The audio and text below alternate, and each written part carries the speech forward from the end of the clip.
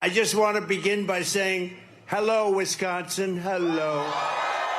Tonight, Donald Trump making a push in battleground Wisconsin with just over a week until the first scheduled presidential debate.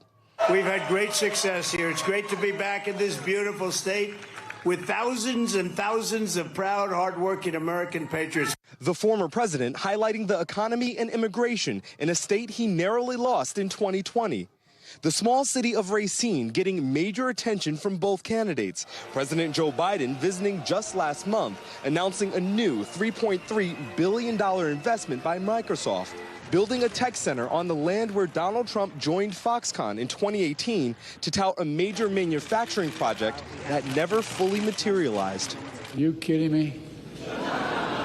Look what happened. They dug a hole with those golden shovels. And then they fell into it. Democrats mocking Trump's visit with this billboard near the event. But at today's rally, the Trump faithful undaunted. When you are talking to your friends about Donald Trump, what are you saying to them? He's for the people. I'm getting emotional. I don't know. You're getting emotional? Yeah. Why? I feel like he actually cares about the country. And it takes somebody who's been in business. America's ran like a business.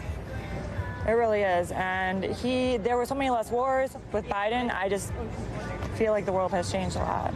In an interview late today with NBC's Milwaukee affiliate, WTMJ, former President Trump denying reports he planned to stay in Chicago rather than Milwaukee during the Republican National Convention. Probably they think because they have a hotel there, have a beautiful hotel there, beauty, as good as it gets. But I'm staying here. I was always planning on staying here.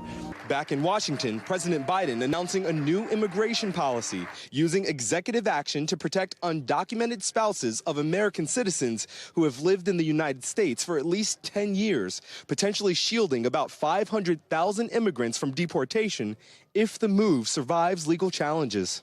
The steps I'm taking today are overwhelmingly supported by the American people, no matter what the other team says. Trump on stage in Wisconsin today, blasting Biden's order.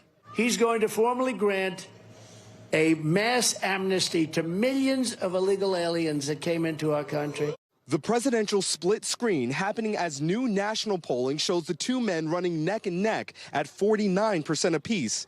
And with only about 4.5 months until Election Day, just 2% of voters saying they're still undecided. Shaq Brewster joins us tonight from that campaign rally in Racine, Wisconsin. Shaq, let's first start with the reports about what former President Trump may or may not have said about Milwaukee. I know he addressed it in an interview with our local station there in Milwaukee. Talk to us about what he said and what exactly happened. Yeah, and clearly, Tom, it was on top of his mind. It was the first thing that he said when he got on stage here at his rally. Before he got into the meat of his substance, he said, and emphatic, I love Milwaukee. But you mentioned our affiliate reporter, Charles Benson, pressed him about those reports. Listen to a little bit of that interview. Did you say Milwaukee is a horrible city? No, I didn't say it. They're liars. You know they're liars. They lie about everything. They've got the worst policy in the world. They lie about every single thing they do. I chose Milwaukee. I said, I do say, and I say it all the time, I said it to you, and I said it to anybody that wants to listen. Crime is way too high, as it is in many cities, and they got to watch the election, because the election results last time in Milwaukee were terrible. I mean, it was just terrible what happened. But other than that, I like Milwaukee. I'm the one that picked Milwaukee. And we should clear up that those election results have been reviewed. They went through court battles, and the election in 2020 was free and fair when you listen to what courts have to say and what those reviews bear out. All right, Shaq, we also have that upcoming debate we've been talking about. It's next Thursday in Atlanta. And I know you have some new reporting on whether RFK Jr., the independent, the third-party candidate in this race, whether he's going to attend or not. Well, Tom, it appears as if the third-party contender will not be on that debate stage next week. He's missing two key thresholds that CNN laid out. He did not get 15% in at least 4 qualifying national polls, appearing to only get 15% in 3 of those 4. But more importantly, he did not show that he's a viable candidate in enough states to be able to get 270 electoral votes. Of course, that is what's needed of anyone running for president based on those state qualifying qualifying requirements in each state. So his campaign is saying that they filed a complaint. They may take further legal action. But as of now, it appears as if he will not be on that debate stage, Tom.